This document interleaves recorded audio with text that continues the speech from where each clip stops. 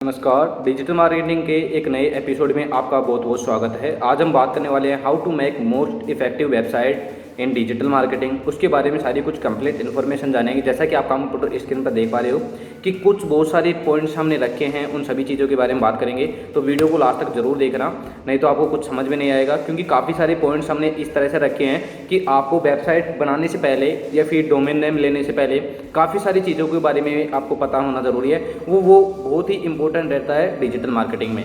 अब सबसे पहला जो पॉइंट है उसके बारे में बात कर लेते हैं। Website is most important for any digital marketer campaign. अब ये क्या है, क्यों इंपॉर्टेंट है? अब हमने लिखा है यहाँ पे point most important for any digital marketing campaign. अभी कैंपेन क्या है? कैंपेन होता है एडवर्टाइजमेंट, मतलब आप कोई भी एडवर्टाइजमेंट रन कर रहे हैं, चाहे फेसबुक के थ्रू चाहे फिर गूगल एडवर्टाइजमेंट के थ्रू।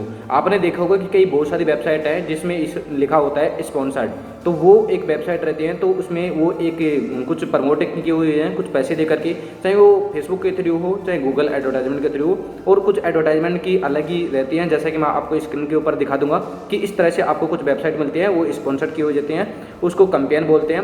मतलब कैंपेन आप कितना बजट लगा रहे हो आपके बिजनेस को प्रमोट करवाने के लिए, या फिर जो भी आप सर्विसेज दे रहे हो उसको प्रमोट करने वाले कितना आप पैसा इन्वेस्ट कर रहे हो, तो फिर चाहे गूगल को दो या फिर फेसबुक को दो या फिर किसी अदर प्लेटफॉर्म को दो, तो उसको क्या होता है कि वहाँ से हम स्पॉन्सर करवाते हैं, उसको हम कंपेयर बोलते हैं, वो कैंपेन बोलते हैं। और ये डिजिटल मार्केटिंग के लिए बहुत ही इंपॉर्टेंट है। अब इम्पोर्टेंट क्यों है, क्या रीज़न है? रीज़न यही है कि ऑफलाइन मार्केटिंग में, जैसा अगर मैं किसी फ्रेंड को बताऊं कि मैं डिजिटल मार्केटिंग ट्रेनर हूं और मैं ट्रेनिंग करवा रहा हूं, तो आप अपने स्टूडेंट्स को या दोस्तों को बोल सकते हैं और मैं उसका 30% रेफरल आपको देता हूं। अब आप क्या करोगे कि अपने दोस्तों को जुड़वाओगे, 30% कमीशन वहाँ से कमा लोगे, या फिर आप वैसे भी बोल दोगे कि ठीक है यार यहाँ से आप कर ले, तो यहाँ से आपका मतलब आप डिजिटल मार्केटिंग सीख सकते हो। मतलब ये तो हो गया हम एक दूसरे को बोल करके। लेकिन अब मेरे को बहुत सारे स्टूडेंट चाहिए, मैं कहाँ से लाऊंगा?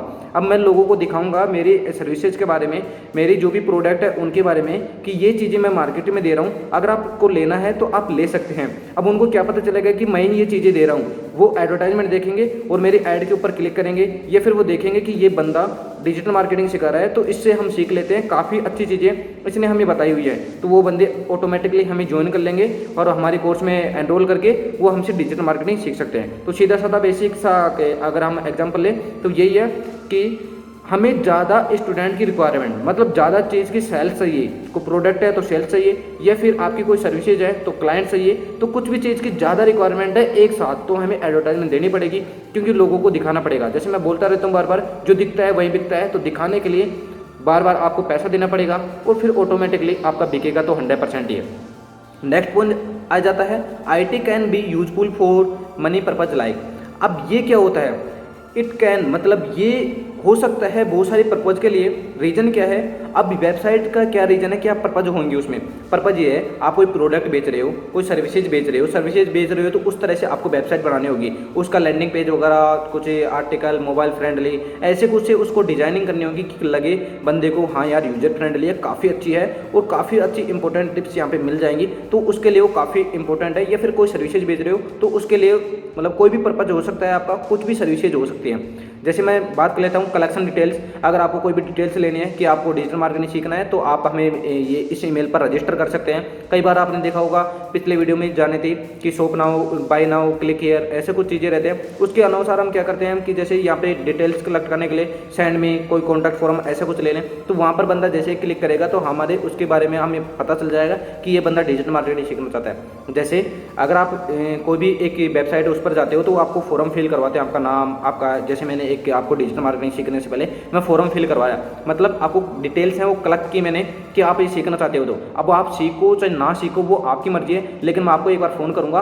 क्या आपको डिजिटल मार्केटिंग सीखनी है? तो वो बोलेंगे कि हाँ मेरे को सीखनी है, तो वो ज्वाइन हो जाएंगे इस कोर्स में, अदरवाइज कोई दिक्कत नहीं। अब मेरे पास में उनकी डिटेल्स आएगी, रजिस्ट्रेशन सेम ये टिप्स हैं कि मैंने उनका रजिस्ट्रेशन किया, अब उनका नाम, पता, जो भी कुछ मैंने उनसे लिया है सारा कुछ मेरे पास में पूरा डाटा रहेगा लाइफ टाइम के लिए, अगर मैं रख सकता हूं तो। अब प्रोडक्ट सेलिंग भी हो सकता है, जैसे मैंने बताया कि आप क्या बेच रहे हो, कौन सा प्रोडक्ट आपका, प्रोडक्ट कोई सर्विसेज कुछ भी हो सकती है, तो आपके ऊपर डिपेंड करता है। नेक्स्ट पॉइंट आ जाता है जो 4th नंबर का, प्रोवाइडिंग इन्फॉर्मेशन एक्सेट्रा। अब कुछ भी आप इन्फॉर्मेशन दे रहे हो कुछ भी चीज़ के बारे में कि हाँ ये चीज़ ऐसी होती है, इसके बारे में अवेयरनेस कर रहे हो, कुछ भी चीज़ हो सकता है। नेक्स्ट पॉइंट आ जाता है पेज इन्फॉर्मेशन। अभी पेज इन्फॉर्मेशन क्या होता है, आपने कई वेबसाइट के ऊपर देखा होंगे कि about us, contact us, disclaimer, privacy policy and contact us, तो ऐसी चीज़ें रहती हैं, वो क्या होते हैं, पेजेस रहते हैं। अब इनके भी कुछ पेजेस की और भी तरीके होते हैं, जैसे होम पेज। अब होम पेज क्या होता है, www.akashdoona.com, ये एक वेबसाइट का होम पेज है। amazon.com ये एक होम पेज है। तो ये जो वेबसाइट फर्स्ट टाइम में जो हमें पेज दिखाती है, आप ऐसा नहीं किसी लिंक के थ्रू जा रहे हो, मेन होम पेज पे जो उसका मेन पेज है वो होता है होम पेज। वेब पेज होता है, क्या आप कोई प्रोडक्ट सर्च करके किसी दूसरे पेज पर क्लिक करे हो, जैसे अगर मैं किसी भी अमेजन फ्लिपकार्ट की बात करूं तो वहाँ पे क्या होता है, बाय नाउ को क्लिक करते हैं, दूसरे पेज के ऊपर रिडायरेक्ट हो जाते हैं, तो वो क्या होता है, वेब पेज होता है। एक पेज से दूसरे पेज के ऊपर रिडायरेक्शन होना, मतलब वो वेब पेज होता है। अब वो होता है लैंडिंग पेज। अब ये लैंडिंग पेज क्या होता है, लैंडिंग पेज होता है केवल एक किसी प्रोडक्ट या सर्विसेज के लिए एक ही तरीके से एक ही पेज में बताना। अब वो सर्विसेज बहुत सारी हो सकती हैं, लेकिन कैटेगरी एक से रहेगी और उन्हें सभी चीज़ों को मतलब एक ही मतलब पेज में आपको बता देना। कुछ भी चीज़, जैसे कोई भी सर्विसेज दे रहे हो आप, एक ही पेज में सारी चीज़ें बता दी आपने। या फिर कोई भी प्रोडक्ट आपका, जैसे मैं ले लो एक स्मार्टफोन का प्रोडक्ट है मेरा, तो सारे स्मार्टफोन के बारे में मैंने जो कुछ कहना था वो एक ही पेज में मैंने कह दिया, वो होता है लैंडिंग पेज। जैसे akashdoona.com आप ओपन करोगे तो एक होम पेज हो गया, वो एक तरीके से लैंडिंग पेज भी है। अगर आपको किसी भी एक ऑप्शन को ओपन करते हो, जैसे about us, contact us, disclaimer, तो वो पेजेज होगा, वो लैंडिंग पेज है। उसको हमने किस तरह से डिजाइन किया हुआ है, जैसे अगर डिजिटल मार्केटिंग का कोर्स देखोगे तो वो अलग से होगा। अब नेक्स्ट पॉइंट आ जाता है front end and back and. अब ये क्या होता है, फ्रंट एंड होता है मतलब बाहर का काम, बैक एंड होता है अंदर का। बाहर क्या होता है कि हमें वेबसाइट काफ़ी अट्रैक्टिव दिखी है, काफ़ी शानदार दिखती है, हमें दिखता है कि हाँ यार मज़ा आ गया, इस वेबसाइट में काफ़ी कैची थंबनेल्स यूज किए हैं, काफ़ी कैची तरीके के ग्राफिक डिजाइनर्स ने काफ़ी सारी अच्छी मतलब पोस्ट बनाई हुई हैं, लोगो काफ़ी अट्रैक्टिव है, काफ़ी सारी चीज़ें हमें एक बाहरी तरीके से दिख जाती है, बट बैकएंड हम नहीं दिख पाते। बैकएंड देखने को पूरी हो रहती है, कोडिंग वगैरह सारा खेल रहता है। जैसा कि स्क्रीन पर देख पा रहे हो, किसी जो कोड रहता है, जैसे स्क्रीन पर देख पा रहे हो आप कोड, तो ये कोड रहता है, ये उस कोड के थ्रू हम क्या करते हैं कि सारी कुछ जो भी चीज़ें हैं जो आपको फ्रंट एंड में दिख रही है वो इस कोड के थ्रू होती है। अब बात कर लेते हैं और भी कुछ पॉइंट पे हमने डाले हुए हैं इफेक्टिव वेबसाइट के लिए, जैसे सिंपल जीयू होना चाहिए, रिलेवेंट होनी चाहिए, मतलब जो भी कुछ सर्च करे तो उसे रिलेवेंट होनी जरूरी है, यूजर फ्रेंडली होनी चाहिए कि कोई बंदा किसी भी ब्राउजर में ओपन कर रहा है, अगर आप कोई क्रोम ब्राउजर है या फिर कोई अदर एंड एक्सेट्रा कोई भी आप ब्राउजर यूज कर रहे हैं, तो वो ब्राउजर में एसईओ फ्रेंडली होनी चाहिए, मतलब वो ब्राउजर में ओपन होनी चाहिए। ऐसा नहीं कि आपकी वेबसाइट डेस्कटॉप में तो बिल्कुल अच्छी तरह से दिख रही है और मोबाइल की बात करें तो एक कॉर्नर कहीं जा रहा है, एक कॉर्नर कहीं जा रहा है, तो ऐसा नहीं होना चाहिए। या फिर कोई टैबलेट की बात करें या फिर कोई भी स्मार्टफोन हो सकता है, तो उसको उस स्मार्टफोन को उसी लेवल के हिसाब से बनाया जाए, या फिर उस जो वेबसाइट है वो स्मार्टफोन के हिसाब से बनाई जाए, डेस्कटॉप के हिसाब से बनाई जाए, और जो भी टैबलेट है उसके हिसाब से बनाई जाए। जो भी हम कोई भी ब्राउजर है, ऐसे लगा लो कि कुछ भी ब्राउजर में ओपन करिए किसी ब्राउजर में, तो उनको उसी तरीके से देखिए, काफ़ी मस्त अट्रैक्टिव तरीके से, तो आपकी मतलब एक यूजर फ्रेंडली रहेगी, बंदा देखे कि हाँ यार काफ़ी अच्छी चीज़ है, तो आपकी वेबसाइट में अंदर घुसेगा, कुछ भी आपका रॉ मटेरियल होगा, मतलब कुछ प्रोडक्ट होगा, कुछ भी चीज़ें, तो वो उनको आप अच्छी तरह से वहाँ से आप परचेज कर पाओगे। और क्योंकि आपको दिखता है कि अमेजन में काफ़ी सारी चीज़ें हम देखते हैं कि यार ये चीज़ है, यही चीज़ है, तो हमें काफ़ी सारी चीज़ें दिखा देता है, फिर लगता है कि हाँ यार ये चीज़ ऐसी होती है, तब उस चीज़ को हम प्रोडक्ट को बाई करने की सोचते हैं कि हाँ यार हमें ये कर लेना चाहिए। नेक्स्ट आ जाता है बेस्ट फंक्शनल्स। अब बेस्ट फंक्शन क्या होते हैं कि जैसे भी कुछ भी चीज़ हमने दे दिया, कुछ भी फंक्शन हो सकते हैं उस चीज़ में जो बेस्ट से बेस्ट होना चाहिए, जो हम यूज़र के लिए है। मैंने इंपॉर्टेंट ये रहता है कि आप किस कैटेगरी को टारगेट करना चाहते हैं, एजुकेशन हो, एंटरटेनमेंट हो, टेक्नोलॉजी हो, कुछ भी चीज़ हो सकती है, वो आपके ऊपर डिपेंड करता है। उससे रिलेटेड ही वहाँ पे जो भी कंटेंट होगा वो होगा, और एक जो भी फैसिलिटी होगी काफ़ी अच्छी तरीके से यूनिक रहेंगी और काफ़ी अच्छा रहेगा कि हाँ बंदा देखेगा तो देखेगा हाँ यार काफ़ी मज़ा आ गया। जैसे इफेक्टिव वेबसाइट के और भी कई उदाहरण है, एग्जाम्पल के तौर पर अमेजन फ्लिपकार्ट XYZ। अब ये क्या लिखा मैंने, XYZ और अमेजन फ्लिपकार्ट, ये सीधा साधा है कि अमेजन पे आप जाते हो, फ्लिपकार्ट पे जाते हो, तो वहाँ पे कोई भी चीज़ बंदे कुछ भी चीज़ सर्च करते हो या फिर देखते हो, तो आप क्या करते हो, एक प्रोडक्ट देखते हो, लेकिन एक प्रोडक्ट के साथ साथ में 3, 4, 5 प्रोडक्ट के ऊपर आप दमादम क्लिक कर रहे हो, सोच रहे हो क्योंकि आपको जैसे एक शूज़ लेना है, तो शूज़ के लिए आप जा रहे हो, लेकिन आप काफ़ी टाइम वहाँ पे वेस्ट कर दोगे, मतलब इस तरह से कि आपने वो शूज़ के बदले में बहुत सारे शूज़ देख लिए, बहुत सारी टी शर्ट देख ली, आपने बहुत सारे जो भी ब्लूटूथ ईयरफोन है ये चीज़ देख ली, तो आप लेना क्या चाहते हैं, क्योंकि आपने काफ़ी सारी चीज़ों से अमेजन ने घेर दिया कि आप ये भी ले लो, ये भी ले लो, ये भी ले लो, सारी चीज़ें, बट आप वो नहीं लोगे। क्यों? आप ले भी सकते हो, नहीं भी ले सकते हो, वो आपके ऊपर डिपेंड करता है। बट रहता क्या है कि आपको काफ़ी अच्छा उनका इंटरफेस लगा, आप वहाँ पर हटने का नाम ही नहीं ले रहे। क्यों? आपको बहुत सारे प्रोडक्ट दिख रहे हैं, अट्रैक्टिव कर रहे हैं कि यार मुझे भी खरीद ले, मुझे भी खरीद ले। लेकिन कोई एक दूसरी वेबसाइट है, XYZ, कोई भी वेबसाइट हो सकती है, उस पर जाओगे तो आपको कुछ अच्छा इस प्रकार सा इंटरफेस नहीं मिलता, मतलब ऐसे लगती है यार बोकस है, मतलब क्या मज़ा नहीं आ रहा है, तो आप वैसे ही उसको छोड़ करके चले जाते हो। तो कई वेबसाइट आपने देखी होगी, कई वेबसाइट पर ओपन करते हो तो आपको उनका होम पेज वगैरह ऐसे कुछ डिजाइनिंग वगैरह काम नहीं करती, या देखते हो कुछ अच्छी नहीं लगती तो देखते हो क्या दूसरी वेबसाइट ओपन करते हैं, तो ऐसा होता है XYZ। ये एग्जाम्पल तौर पर है। Main important, what is your purpose, depend करता है कि आपका पर्पज क्या है, आप क्या परचेज करना चाहते हैं, आप क्या सेल करना चाहते हैं, आपका प्रोडक्ट किस चीज़ में है, आपकी सर्विसेज किस चीज़ में है, कौन सी कैटेगरी में है, कौन से लोगों को टारगेट कर रहे हो, किस चीज़ के लिए कर रहे हो, कौन सी एज होनी चाहिए, कहाँ के लोगों को वो टारगेट कर रहे हो, लोकेशन क्या है। तो सारी चीज़ें मेल हैं, फीमेल है, सब चीज़ आपके ऊपर डिपेंड करता है कि आप किस चीज़ के लिए कौन सा प्रोडक्ट बना रहे हो। नेक्स्ट आ जाता है प्रोडक्ट। जो भी कुछ भी आप प्रोडक्ट दे रहे हो, वो प्रोडक्ट आप एक बार डिसाइड करो, सर्विसेज दो, जो भी चीज़ें डिटेल्स दो, एंड मनी मोर, कुछ भी चीज़ हो सकता है। और नेक्स्ट पॉइंट एक और हम ले लेते हैं कि पोर्टेबल। अब पोर्टेबल क्या होता है, जैसे मैंने बताया कि ऐसा ब्राउजर या फिर कोई भी ब्राउजर हो सकता है, कोई भी मोबाइल हो सकता है, कोई भी आप डेस्कटॉप हो सकता है, उसमें उसी तरह से पोर्टेबल होना चाहिए, मतलब एक मोबाइल फ्रेंडली होना चाहिए कि हम जैसे ऐसे घुमाएं या फिर ऐसे घुमाएं या फिर बराबर रखें तो हमें उसी कैटेगरी से दिखे। अदरवाइज ऐसा ना हो कि हाँ यार ये ऐसे दिख गए, ये ऐसे दिख गए, तो वो नहीं चल पाएगा। तो ये काफ़ी इंपॉर्टेंट है। तो डिवाइस यूज टू इंक्रीज, अगर मोबाइल फ्रेंडली रहेगी तो आपके जो भी यूजर्स हैं, जो यूज करने वाले हैं, वो धीरे धीरे बढ़ते जाएंगे, इंक्रीज होते जाएंगे। क्यों? उनको काफ़ी अच्छी पोर्टेबल लगी और काफ़ी अच्छी चीज़ लगी। आपकी वेबसाइट को जैसे ओपन कर रहे हैं वो चला पा रहे हैं, वो चलाएंगे नहीं, उनको जो चीज़ नहीं मिलेगी तो क्या मतलब, कोई फ़ायदा नहीं होगा। नेक्स्ट चीज़ आती है website should be responsive. Responsive इसलिए होना चाहिए कि जैसे मैंने बताया कि ऐसे नहीं होना चाहिए यार, मतलब क्या भी खुल रहा है, हम कुछ भी चीज़ जा रहे हैं तो एक बटन कहाँ दिख रहा है, एक बटन ऊपर नीचे हो रहा है, कहीं स्लाइड जा रही है, कभी क्या हो रहा है, मतलब ऊपर नीचे नहीं होना चाहिए। जो भी चीज़ है वन बाई स्टेप रहनी चाहिए ताकि आप अच्छी तरह से समझ पाओ। नेक्स्ट पॉइंट आ जाता है now a day customer having so money option who provide good services. अब ये क्या चीज़ है, now a day customer having, मतलब कस्टमर के पास में बहुत सारी चीज़ें हैं, अगर आप नहीं दोगे money option who provide good services, customer के पास में ऐसा नहीं कि अगर आप अमेजन और फ्लिपकार्ट हैं उनके पीछे बैठे हुए हैं, अगर वो बंद हो जाएंगे तो उनका काम ही नहीं चलेगा, नहीं ऐसा नहीं होगा। अगर वो बंद हो जाएंगे तो बहुत सारे लोग हैं जो अच्छी सर्विसेज दे रहे हैं, उनसे ले लेंगे। कौन सी दिक्कत आ रही है? अगर आपको जहाँ से चीज़ अच्छी, मैं तो ये कहता हूँ कि जहाँ से आपको अच्छी चीज़ मिलती है, सस्ती मिलती है, वहाँ से लो। मैं ये नहीं कहता कि उसकी चीज़ लो, उसका प्रोडक्ट लो, उसकी सर्विसेज लो, जहाँ से आपको बेस्ट लगता है, कोई भी प्लेटफॉर्म हो सकता है, वहाँ से ले सकते हो। Can be in the last you also have provide quality services. अगर आप अच्छी क्वालिटी सर्विसेज दोगे तो आप बार बार उनके सामने आओगे। मैं बोलूँगा कि यार मैं ऐसे ऐसे कोर्स दे रहा हूँ, ऐसी चीज़ें दे रहा हूँ, वो दे रहा हूँ, वो दे रहा हूँ, लेकिन आप मेरे कोर्स देखोगे तो बोलोगे कि यार बोकस है, तो आप क्या दोबारा मेरे सर्विसेज लोगे? नहीं लोगे। अब मैं अच्छी तरह से आपको बता रहा हूँ, सारा चीज़ें अच्छी तरह से एक्सप्लेन कर रहा हूँ, आपको काफ़ी सारी चीज़ें अच्छी तरह से समझ में आ रही हैं, फिर आप बोलोगे कि बंदा काफ़ी अच्छी तरह से समझता है और हमसे जो भी कोई कोर्सेज बाई करना होगा या फिर कोई भी सर्विसेज लेनी होगी तो हम इनसे ही पूछेंगे, काफ़ी अच्छे लगे और काफ़ी अच्छी तरह से बताते हैं। डिस्प्ले ब्रांड क्या होता है?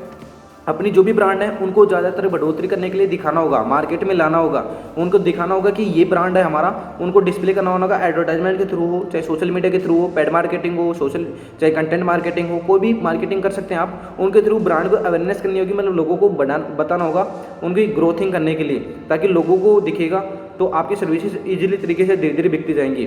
अब रेस्पॉन्सिव क्या होता है? जैसे मैंने पहले बता दिया कि एक यूजर मोबाइल फ्रेंडली होनी चाहिए, कि कोई भी टैबलेट हो, कोई भी ब्राउजर हो, उसमें अच्छी तरह से खुल जाए। अपडेटेड मतलब ये है, अप टू डेट क्या होता है कि कोई भी आप चीज़ है उसके बारे में अप टू डेट रहें। सोचो कि एक कोई भी स्मार्टफोन है, मैं मेरी वेबसाइट पर ओनली 10,000 का बेच रहा हूँ, लेकिन अभी क्या है मार्केट में 2 दिन से उसकी 8,000 ही प्राइस हो गई, मतलब 2,000 लॉस हो गई।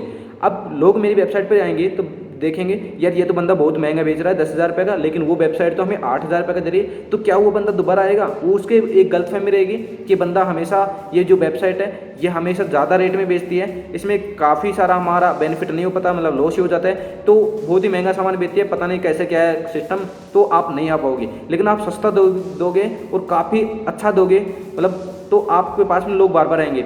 इसलिए अपडेट रहना जरूरी है। अब इसमें अपडेट का क्या सिस्टम आ गया, अपडेट इसलिए रहना जरूरी है कि जो प्रोडक्ट आपने डाला था 10,000 रुपये का, लेकिन 2 दिन बाद में उसकी 8,000 रुपये प्राइस हो गई। अब आपको पता होना चाहिए कि आज के टाइम में ये प्राइस डाउन हो गई। अब आप उसको कब कर सकते हैं कि जल्दी जल्दी करेंगे तो लोग आते रहेंगे आपकी वेबसाइट, अदरवाइज छोड़ के दूसरे प्लेटफॉर्म को वहाँ से कंप्लीट कर लेंगे।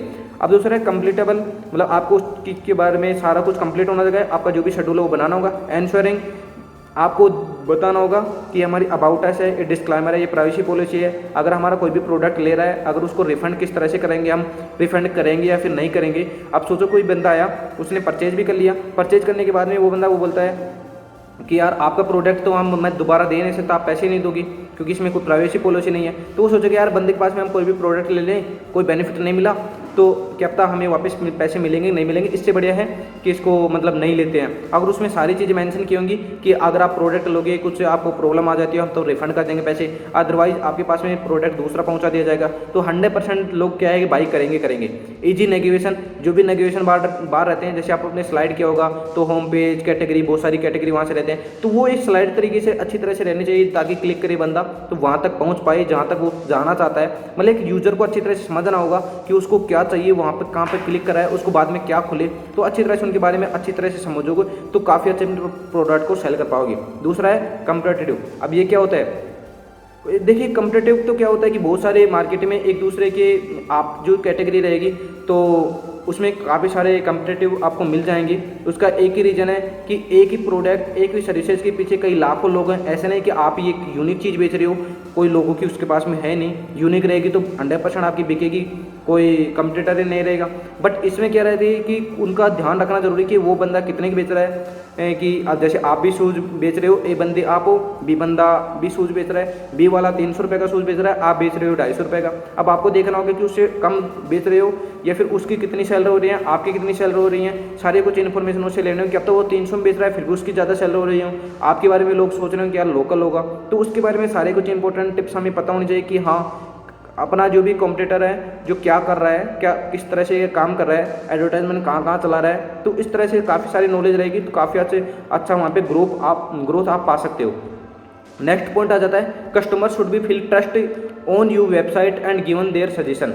कस्टमर कुछ भी आपके ट्रस्ट रहेगा। पहली बात तो जो भी यहाँ पे लिखा हुआ है जैसे गिव देयर सजेशन, कोई भी बंदा अगर आपकी वेबसाइट पर आएगा तो सजेशन तो ऐसे नहीं कि डायरेक्टली बिना वेबसाइट पे आए आपको देगा कि आपकी बहुत सारी अच्छी, मतलब आपकी काफ़ी अच्छी वेबसाइट है, काफ़ी अच्छा प्रोडक्ट है, काफ़ी अच्छी सर्विसेज है, तो ऐसे तो बताएगा नहीं। कस्टमर पहले उसकी देखेगा, अच्छी तरह से एनालाइज करेगा, उसके बाद में प्रोडक्ट परचेज करेगा, देन उसके बाद में वो सर्विसेज लगेंगे, तो उसके बाद में वो अपना सजेशन देगा कि आपको ये चीज़ और भी होनी चाहिए। जैसे अगर मैं डिजिटल मार्केटिंग का मैं कोर्स करवा रहा हूँ आपको, तो मैं आपसे बार बार मैं कॉन्टैक्ट करके पूछता रहता हूँ आपको कोई प्रॉब्लम आई, कहाँ पे कुछ प्रॉब्लम है, या आपको क्या हमें इंप्रूवमेंट करना चाहिए, क्या नहीं करना चाहिए। क्या पता हम बोले जा रहे हैं, आपको बताए जा रहे हैं, आपको कुछ समझ में नहीं आ रहा हो, तो हमें आपसे कॉन्टैक्ट करना इसलिए ज़रूरी होता है कि ताकि आपका सजेशन हम ले सकें कि किस तरह से हमें इंप्रूवमेंट करना चाहिए, क्या नई चीज़ें लाना चाहिए, ताकि आपको और भी अच्छी तरह से समझ पाए। ए said earlier your website is most valuable price of your digital marketing strategy। अब प्राइस वेरी इंपॉर्टेंट रहता है कि आप कितने का मार्केट बेच रहे हो, कि जैसे 300 350 वाला शूज़ का एग्जाम्पल बताया था, तो सेम यही चीज़ है। Build your website according to your customer and try to display all this information is simple and meaningful way. अब ये क्या है, अब डिपेंड करता है आपके अकॉर्डिंग टू योर कस्टमर, मतलब आपकी वेबसाइट पर कोई भी कस्टमर आ रहा है और वो डिपेंड करता है उसके ऊपर कि वो क्या परचेज करना चाहता है, उसको वो चीज़ इन्फॉर्मेशन उसको चाहिए। अब वो क्या करेगा, जैसे आप सर्च बार में दे दिया मेरी वेबसाइट में, और आप कुछ भी सर्च करोगे आकाश धंधा कोर्स, डिजिटल मार्केटिंग कोर्स, आपको मिल ही नहीं रहा, तो आप वेबसाइट पर दोबारा आओगे नहीं आओगे, क्यों, आपको वो चीज़ मिल ही नहीं रही। अब आप डायरेक्टली कॉल कर रहे हो मेरे को, कॉल में उठा ही नहीं रहा, तो आप क्या बोलोगे, यार मतलब पता नहीं हमारी हेल्प होगी कि नहीं होगी। तो इससे यह है कि अच्छा एक वे होनी चाहिए, आपका मीनिंगफुल वे होना चाहिए कि आप किस तरह से बात करोगे, किस तरह से उनके टारगेट ऑडियंस को पकड़ोगे, क्या क्या बताओगे, क्या क्या कोर्सेज में क्या दे रहे हो, कोई भी प्रोडक्ट बेच रहे हो किस तरह से बेच रहे हो, क्या क्या गारंटी रहेगी, सारी कुछ उस चीज़ में वेबसाइट में मेंशन होना चाहिए कि हाँ ये प्रोडक्ट की 7 डेज़ की गारंटी है, 1 ईयर की गारंटी है, ये प्रोडक्ट इतने का है, रिफंड नहीं कर सकते या फिर कर सकते हैं, करेंगे तो इतने करेंगे, डिलीवरी चार्ज होगा या नहीं होगा, सारी चीज़ें उनसे बतानी होती हैं। तो आई होप आपकी आज की वीडियो में आपको काफ़ी सारा चीज़ें के बारे में पता चला होगा। तो मिलते हैं ऐसे एक इंटरेस्टिंग वीडियो साथ साथ में, तब तक के लिए जय हिंद।